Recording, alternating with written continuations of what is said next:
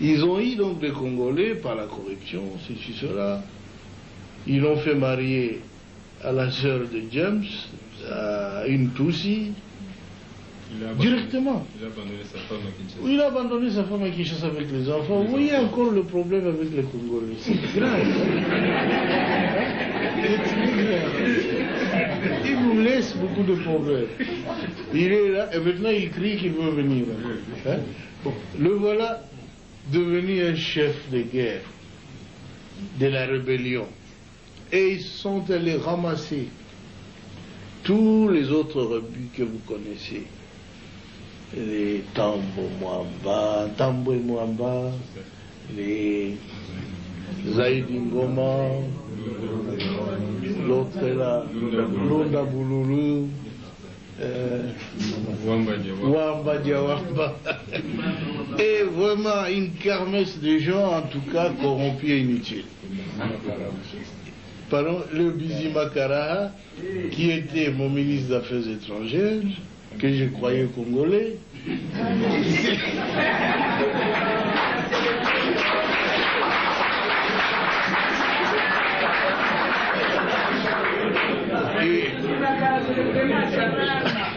à ma très grande surprise, quand j'avais demandé à cette armée de se retirer, et avait déjà fermé des valises, ils disent, leur armée se retire, ils se sentent en insécurité.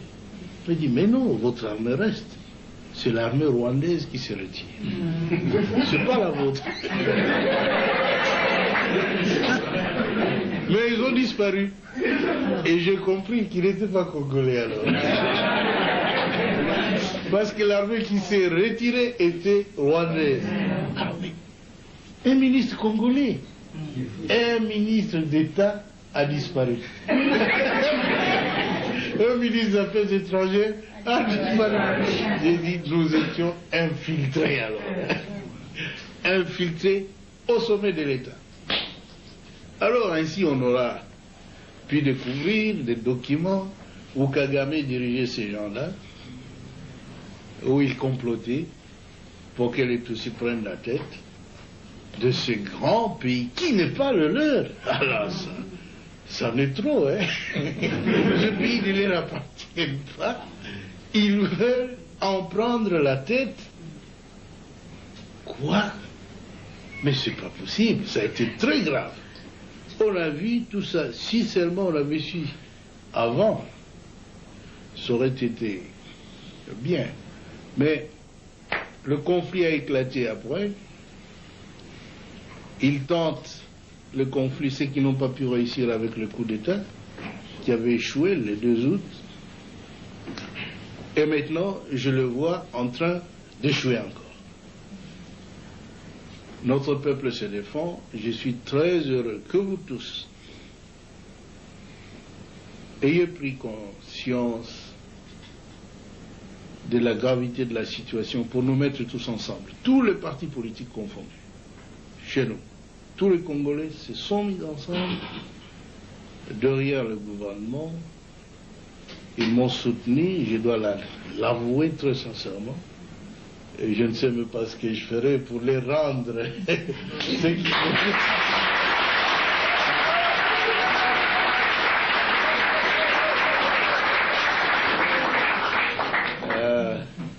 Mais ce que je dois vous assurer, c'est que je suis un soldat du peuple et je ferai mon devoir jusqu'à mon dernier jour. Je veux que mon pays soit totalement libre et en tout cas un pays moderne qui se développe, où sur le plan social, nos villages doivent être transformés. Parce que tout le monde a...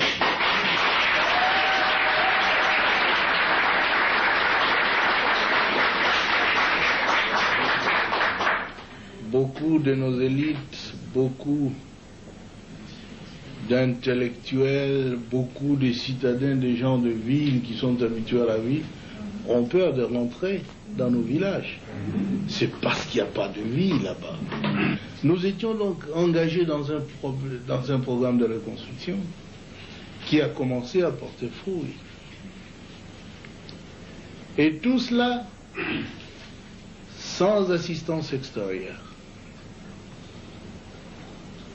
Parce que les habitudes politiques en Afrique, c'est qu'on doit attendre de l'aide de la France, des États-Unis, de l'Union européenne, de la, de la Banque mondiale, de ceci, cela. Mais nous avons dit, depuis quand nous luttions, longtemps, nous disions que notre lutte, c'est la lutte de l'intelligence contre la force brute. La force brute,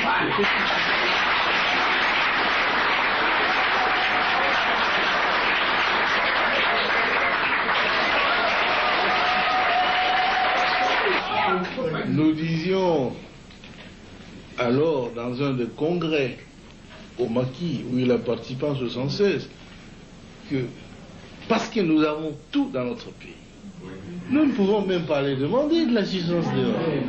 Il faut utiliser l'intelligentsia nationale pour transformer tout ce que nous avons.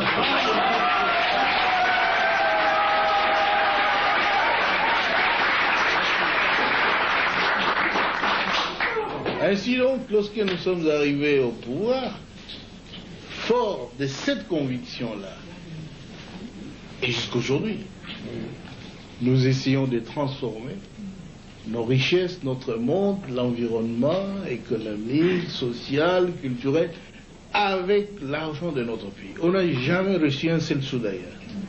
Et voilà qu'ils sont mécontents. Ils ne demandent pas à la Banque mondiale, ils viennent avec des plans actifés ailleurs, qu'ils ont toujours présentés pendant 37 ans du régime l'autre. Toujours le même plan. Ils sont venus avec ça. Moi j'ai dit non. Notre plan à nous, c'est nous qui souffrons. Nous connaissons de quoi nous souffrons.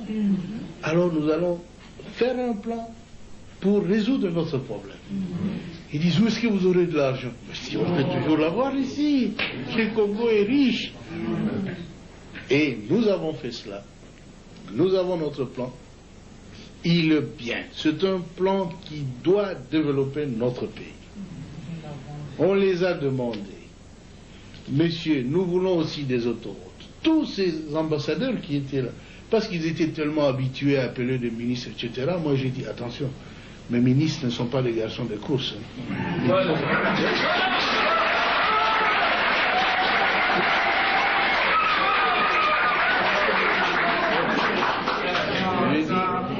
J'ai dit qu'il faut laisser le ministre résoudre le problème du pays.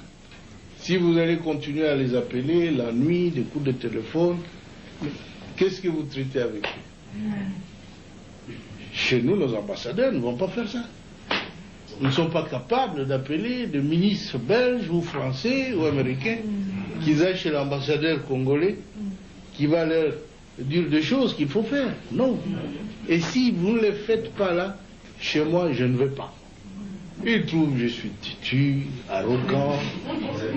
Je dis, mais c'est pourtant la vérité. Chez vous, ça passe bien.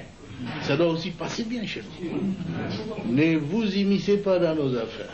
Alors, comment est-ce que vous allez avoir de l'argent? Vous ne ferez même pas 3 mois. Moi, il dit, 3 mois? Mais je ferai plus que 3 mois.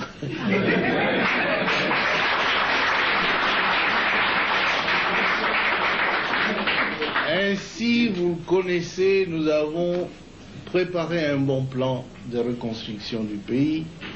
Ils nous ont dit qu'il faut aller le défendre à Bruxelles.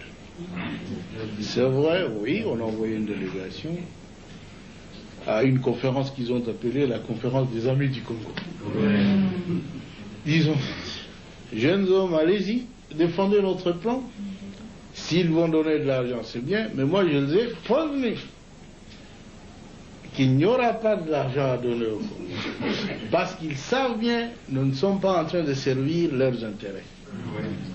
Si nous étions en train de servir leurs intérêts, ils donneraient quelques primes d'argent pour nous corrompre, pas pour développer le Congo. Alors maintenant, il faut un choix. Ou vous êtes pour le peuple, acceptez de rentrer sans argent, ou tu es pour eux, bouffe leur argent, rentre travailler pour ton peuple. C'est fini. Ils ont apprécié le plan et ils ont commencé à faire des éloges. Oh là là, c'est le premier plan cohérent qu'ait présenté ces pays-là. Toutes ces années, le Mobutu ne faisait pas de plan, mais il le faisait bien. Ils ont dit ça, c'est un plan cohérent, ceci, cela. Mais il faut travailler avec la Banque mondiale, il faut travailler avec ceci. Ils sont revenus, on va ouvrir un trust fund, un compte commun, c'est-à-dire un panier où ils vont jeter de l'argent. Jusqu'aujourd'hui, hier, le ministre du Plan ici me disait, Président, il n'y a que 13 millions. Quoi? 13 millions? Et encore que nous n'avons pas le droit de toucher à ces 13 millions.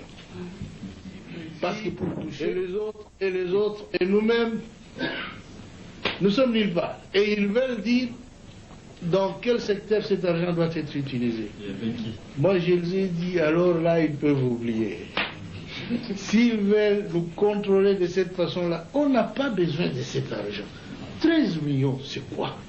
Et d'abord, il me disait qu'il y avait 80 millions. 84 millions. Moi, j'ai dit à tous ces ambassadeurs de l'Union européenne, mais 84 millions pour le Congo, c'est quoi? Nous avons beaucoup de moyens de faire sans cela. Ça fait 2 $ par congolais. Oui. Nous avons moyen de faire sans vous, sans cet argent. Et nous ne voulons pas de conditions. En tout cas, je les ai dit, avec votre argent, nous on continue. Et nous avons plus que 100 millions, plus que le panier des autres. Et encore que nous n'avons pas le droit de décider de l'utilisation de cet argent. Vous voyez, ce sont de blabla, ils se sont trop familiarisés avec l'Afrique. Ils jouent avec nous comme des gamins. Mais cette fois-ci, ils ont vu que le Congo est devenu majeur. La haine. La haine. Nous n'avons rien contre les Américains, les Européens, les ceci, les cela. Mais vous-même, vous êtes témoin, écoutez RFI et d'autres. La campagne. Quelle bassesse. Hein? Ils ne font qu'accuser le Congo. Tout ne va pas, ceci, cela, mais tout va très bien. Sinon, le peuple ne se serait pas ligué autour du gouvernement. C'est maintenant que le peuple a compris que la politique, c'est la sienne. Nous ne sommes que des exécutants fidèles. C'est tout. C'est pourquoi tout le monde au Congo tend à se mettre ensemble avec la direction du pays pour que nous puissions arriver à nos objectifs. Cette fois-ci, parce que la guerre est venue s'intercaler sur notre marche avant, nous avons une priorité d'écraser les envahisseurs. Et je vous avoue qu'ils seront écrasés. Ils le sont.